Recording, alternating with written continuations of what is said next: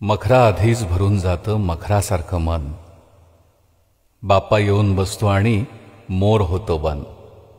जास्वंदीच्या फांद्यांवरती देठ अधीर तुटायला. वाटेत दुर्वा वाट बघतात कधी येतील खुडायला. घरच लागतं दरवळायला, घरच लागतं दरवळायला.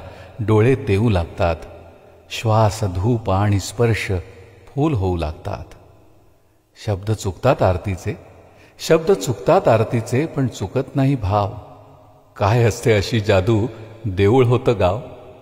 नेहमीपेक्षा वेगळी माणसं येतात घराघरात.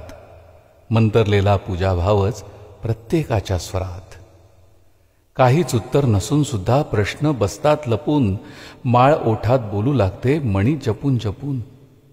अन्न ब्रह्म रोजच तरी प्रसादाचा अर्थ.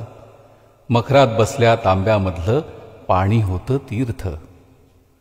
प्रत्येक डोळ्यात तरंगू लागते तुकोबाची गाथा.